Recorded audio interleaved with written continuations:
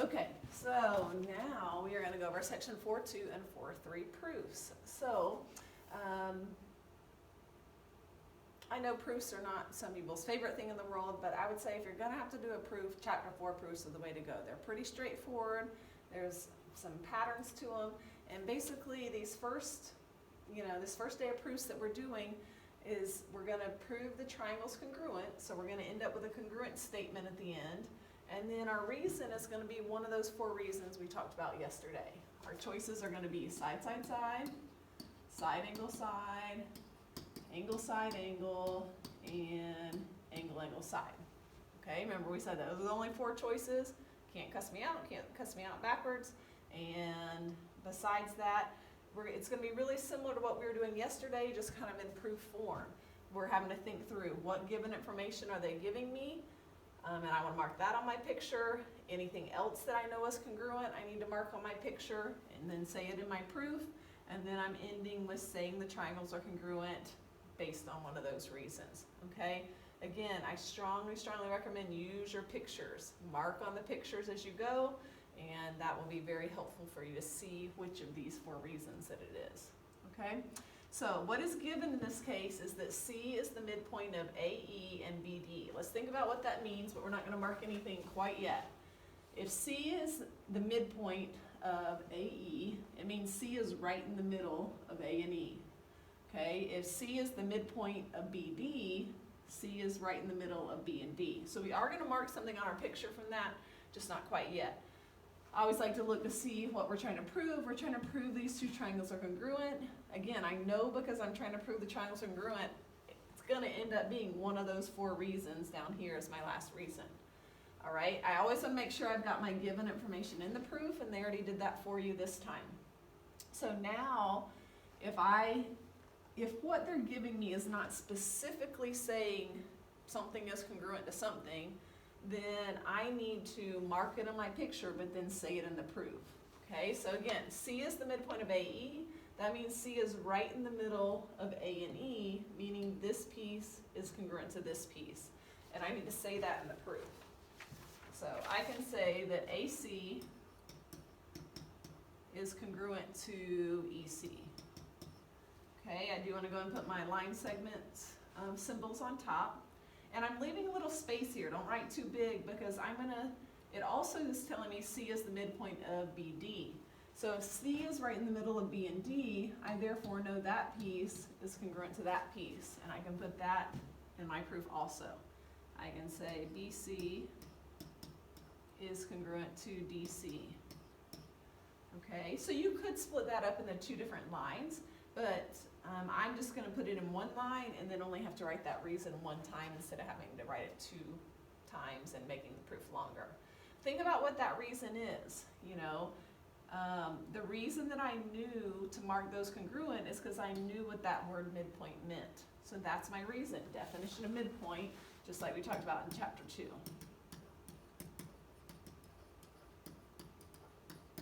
Okay.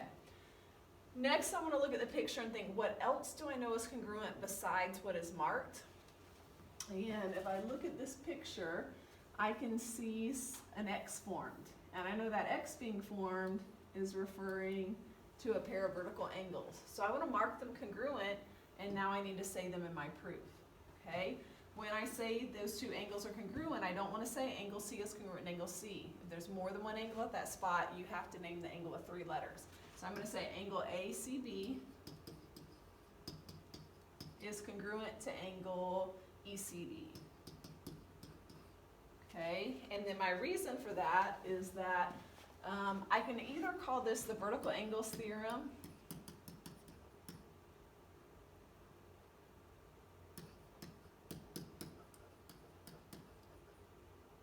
I can call it the vertical angles theorem, or I can say what the vertical angle theorem says, which is vertical angles are congruent. So either way is fine. Okay, and then now if I look at my picture, I'm ready to say those 2 triangles are congruent, which is what I'm trying to prove anyways. And so I don't need to rethink the order of this. Put that same order down, just so you don't make a careless mistake with that. And it's just not necessary to change it. And just now I want to think of which of these 4 reasons allows me to say those 2 triangles are congruent. I've got two sides and an angle, and the angle is right in between the two sides. If I look up here, there's only one of them. It has two sides and an angle, and the angle's right in between the two sides, and it's side angle side. Okay, again, some people like to look at it covering up one picture and look at it as side angle side, side angle side. Sometimes that helps. The other thing I want to mention is sometimes there's more than one way you can do a proof. We talked about that in chapter 2 as well. So in this case, the variation that you could have is that you could have written line 3 in line 2 and written line 2 in line 3. If those two lines were switched, it still would be a correct proof.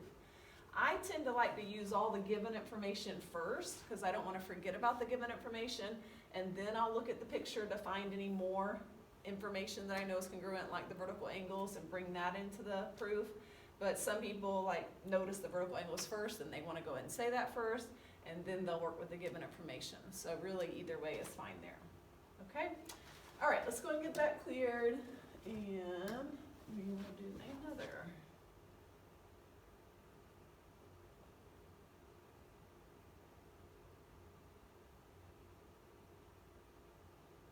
Okay, so on this one, this is example 5.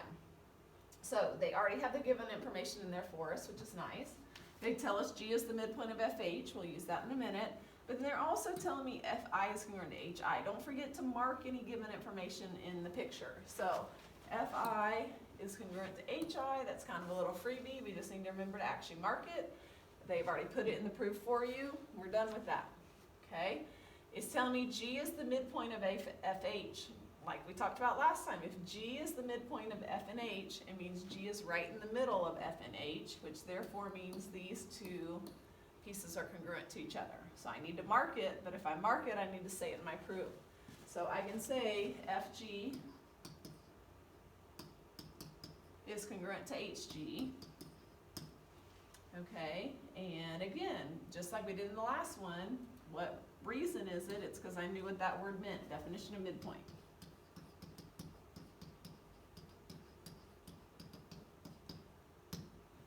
Okay, from there, now I've used all the given information, so now I need to think about what else do I know is congruent besides what is marked.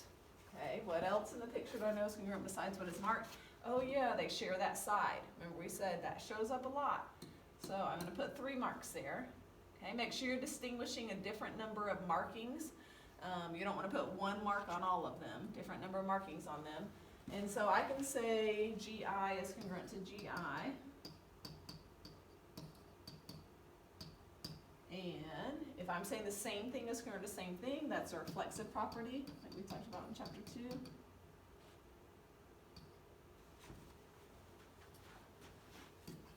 Okay. So that is our reflexive property. All right, now I'm ready to say the two triangles are congruent, which is what I'm trying to prove anyways. And I'm just going to keep it in that same order right here. FGI is congruent to HGI. Okay, and now I need to think, what reason are they congruent? Okay, remember my choices are side, side, side, side, angle, side, angle, and angle, angle, side. So think about what is that picture showing. There's all sides marked, there's no angles marked, so the only one it can be is our side, side, side. Side, side, side, side, side, side. All right, and that is it for the 4-2 proofs. Now we just need to do the 4-3 proofs, and there are 3 of them. So here we go.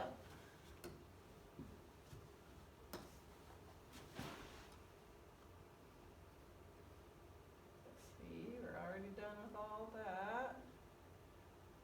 So here.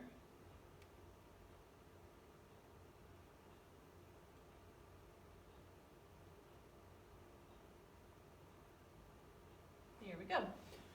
So for this example 4 proof, it says what's given is that PJ is parallel to LN. So that is something I can mark on my picture. Again, parallel does not mean necessarily congruent, so I just want to mark them parallel. And JK is congruent to LK, so that is something that I can mark on my picture. Okay, they've already put that information into my proof for me, so I don't need to write that again. Okay, I'm trying to prove the two triangles are congruent, just like we were doing in the last proofs. And now I want to look at my picture and think, what else do I know is congruent besides what is marked? Okay, so in this particular case, there's actually more than one way that you could do this proof, okay? You do have some options here. So in this particular case, if I know that, let's see, how did I do it? I went ahead and talked about the vertical angles first. I think a lot of times people notice that first. So I see that X and I know those vertical angles are congruent. So I went ahead and listed that, and I went ahead and said angle JKP is congruent to angle LKN.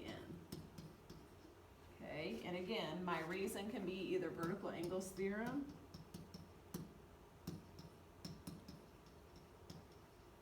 or I can say what the vertical angles theorem says, which is vertical angles are congruent.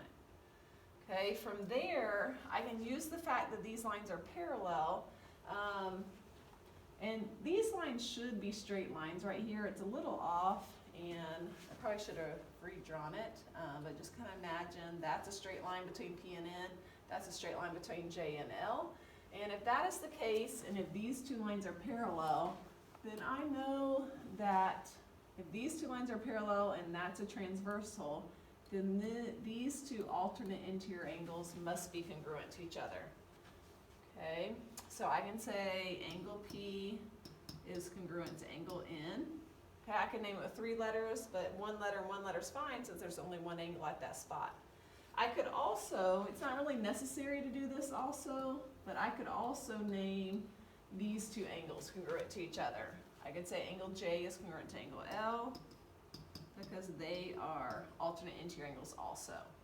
Okay, so again, my reason is like we did in chapter 3, where we said if lines parallel, then alternate interior angles are congruent. Remember we talked about in chapter 3, those are going to be really important to know alternate interior, alternate exterior, corresponding, and same side interior, that those were going to keep showing up throughout geometry.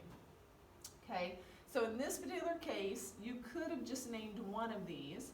If you want to name both, that's fine. And now I can say these two triangles are congruent based on my markings. So I can go ahead and say triangle PKJ is congruent to triangle NKL. Okay, and based on all the stuff that I've said in my proof, there's technically 2 different correct answers that I could say. Okay, one person might look at this and say, oh yeah, I see angle, side, angle, angle, side, angle. There's 2 angles and an included side, 2 angles, included side, and they might say angle, side, angle. But someone else might look at it and say angle, angle, side, or angle, angle, side, angle, angle, side, angle, angle, side, and that would be fine too, as long as they had their picture marked correctly and had this information in the proof.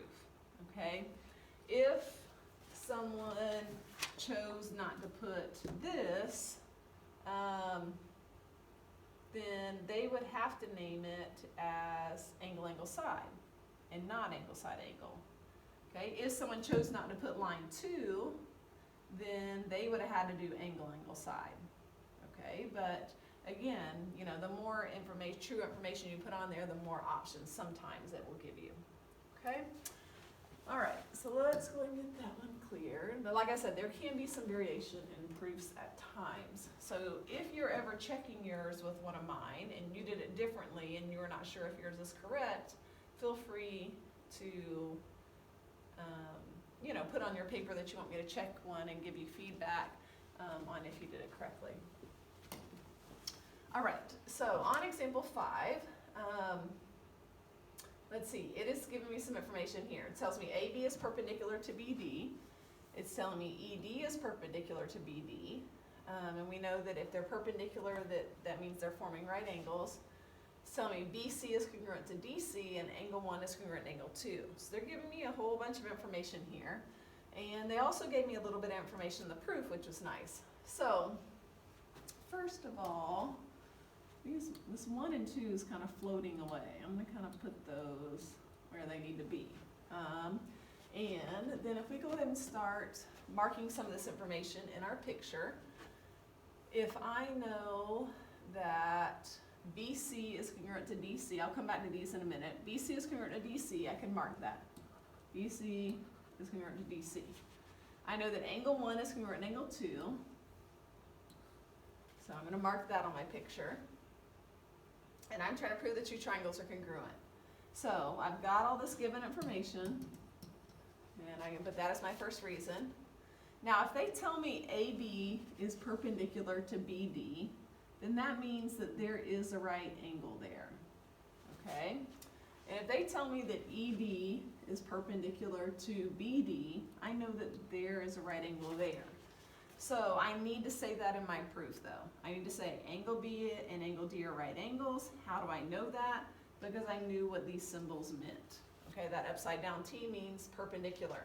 So definition of perpendicular. Okay, now I made those right angles in the picture, and we know that right angles are all 90 and they're congruent, but we still have to say it in the proof. We still have to get to the point where we say this angle is congruent to this angle, or this side is congruent to this side. So I need to say angle B is congruent to angle D, because all right angles are congruent. That's a theorem we talked about earlier in the year, that right angles are always congruent to each other. Okay, from there, now I can say these two triangles are congruent, which is what I was trying to prove. And then again, I have to think about which reason. Again, my choices are side, side, side, side, angle, side, angle, and angle, side. And if I look at my markings here, I've got an angle, and the side right in the middle. Angle, angle, side right in the middle, so angle, side, angle, side, angle. Okay, there's only one of them that has two angles and a side right in the middle. This one does have two angles and a side, but the side's not right in the middle. So you just want to be really careful that you're picking the right one. Okay, technically there is another way you could answer this, but you'd have to make the proof longer to do that. Someone could say, well, this angle's congruent to this angle by the third angle theorem, okay? But they'd have to say a whole line of the proof to say angle A is congruent to angle E by the third angle theorem. And then if they marked that and said that in the proof, then they could use the reason angle, side. But again, most people don't like to do a proof any longer than they have to, so most people would go ahead and stop here. Okay? All right, one more for today. Let's get this moved up and do example 6. We are in the home stretch. All right. So for example 6, it tells us angle 1 is congruent to angle 2. They already marked that on the picture for me. And GI bisects angle FGH. Listen to this one. I will say this is one that a lot of people will take this information, they'll mark the wrong thing on the picture, and then that'll mess up the whole rest of the proof. So you just want to slow down and be careful of what it's saying. Think about what the word bisect means. We talked about that in chapter 1. Bisect means cuts in half. It is telling me GI is cutting this angle in half. It's kind of like GI is a knife cutting this angle in half. So if I look at this, here's my GI, here's my FGH, and GI is cutting this big angle in half, so therefore these two angles must be congruent to each other. Okay, and again, my first reason's given, I forgot to write that, but now I know that these two angles are congruent, so I need to say it. I need to do 3 letters because there's more than one angle at that spot, so if I say FGI is congruent to angle HGI, then my reason for that is because I knew what that word meant, bisect. So I'm going to say definition of angle bisector. Okay. From there, I want to look at the picture and think, what else do I know is congruent besides what is marked? And oh yeah, they share a side. This triangle and this triangle share this side. I told you that. That one's going to get used a lot. So I can mark that, and now I need to say that in my proof. I can say GI is congruent to GI.